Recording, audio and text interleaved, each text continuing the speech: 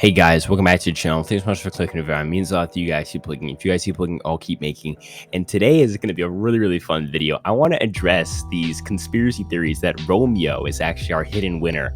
Obviously, with the finale of 42 coming up, where we have Mike, Romeo, Jonathan, Marianne, and Lindsay left in the game. The people who are kind of front runners are Mike and Marianne. And if you ask some people, maybe Jonathan, but no one. And you know what? Even Lindsay is kind of a front runner, but nobody thinks Romeo. According to this poll from TV Insider, there's literally 0 votes for people who think that Romeo should win. And I think that the jury will feel the exact same way. But it came to my attention that there is a large faction of people in the Survivor community who disagree completely and think that Romeo has a very good shot to win the game. So let's talk about that. Let's debunk the theory that I think is hilariously stupid. And let's just spend about 8 minutes being thankful that there's someone who has dumber ideas out there than me and you.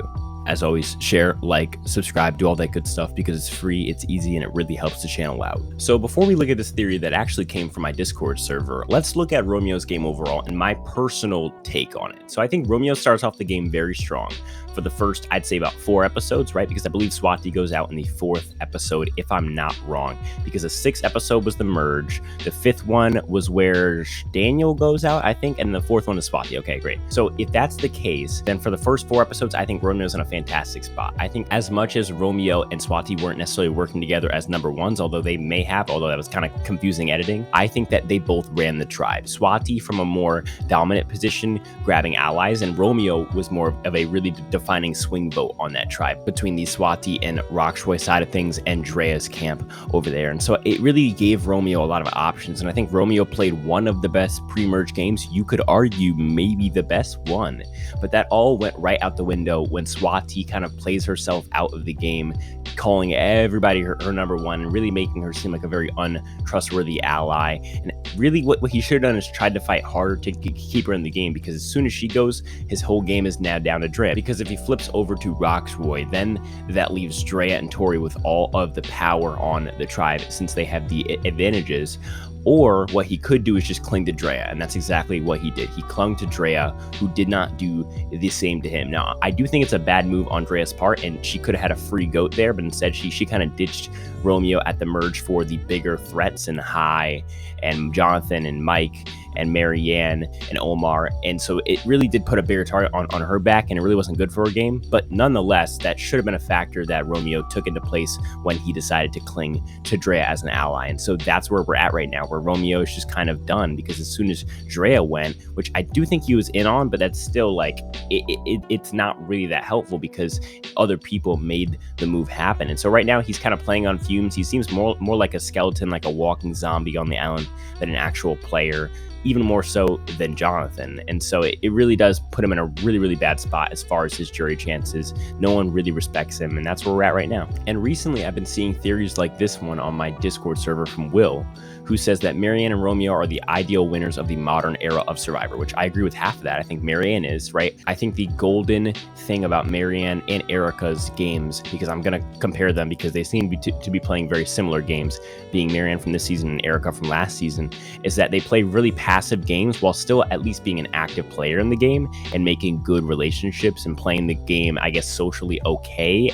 But, you know, really the main thing is that they're not hurting people's feelings at all. You know, the big power players who have these gigantic egos who wanted to win so bad, aka like Shan or Evie from last season, and then from this season that would be like Drea's and Hai's. You know, those type of people are not going to be offended by Marianne, who really didn't do anything to get them out of the game. Unlike if, for an example, if Omar got to the end, or if Mike gets to the end, they're going to get blown up because they took these players out. And so that's why this passive gameplay really works. But there's always too much, right? There's, you know, you smoke a cigar or whatever. If you smoke, you know, a pack a day of cigarettes, too much. You know, I drink a bottle of Sprite, you know, it's fine. If I drink a whole pack of Sprite, too much. And the idea that Romeo playing this passive gameplay also would be just as good or even better, it's just silly. It's too much, right? The idea that because Romeo is also playing passively, similar to Marianne and Erica's gameplay, I think it's just silly, because like obviously it's two very different things.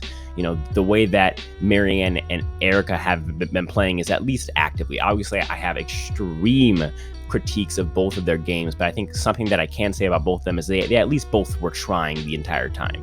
I can't really say the same for Romeo. He seems to be running off fumes. He seems like more of a zombie than a player in the game, and that's a serious issue. I mean, I think really for me that the big thing is that Romeo doesn't really have anyone who can vouch for him on the jury. The biggest person is maybe Roxroy, because Roxroy didn't really hate anybody. Roxroy was more hated by everyone else. But then again, Romeo hated Roxroy, so I'm sure Roxroy wasn't a big fan of Romeo back. It's really tough. On top of that, Romeo has no control over the game, has not dictated a single vote. His social bonds are lackluster at best. His physical game is non-existent. He was a weakness on his own tribe, and his own tribe went to tribal twice, just like the rest of the tribe. So it really wasn't like he had some sort of crazy physical advantage. And on top of that, as soon as Swati goes out, he clings on to a power player in the game, and then once that power player goes home, he literally has nothing. He doesn't try to switch the vote. He doesn't try to do anything. And when he did get a teeny bit of power, both at the merge episode and in the episode after that, where he starts to get like a little bit paranoid, he just goes nuts. He goes super paranoid. He starts freaking out. He starts freaking people out, almost switches the vote onto him in both the merge vote and during the vote after, I believe it's the Chanel boot. It's ridiculous. I mean, his game is so horrendously bad. It isn't even really funny, and I don't know how anyone could see that as a win. Is there one person in any jury combination where anyone is sitting with him at the end where he gets the votes, right? I mean, okay, watch. So let's go through some common ones, because I think he's almost guaranteed to make it to the end. So here's one: Romeo, Mike, and let's say Marianne, right? I think Romeo gets 0 votes. I mean, Mike can snag almost all the guys' votes, and I think he probably doesn't get some of the girls' votes.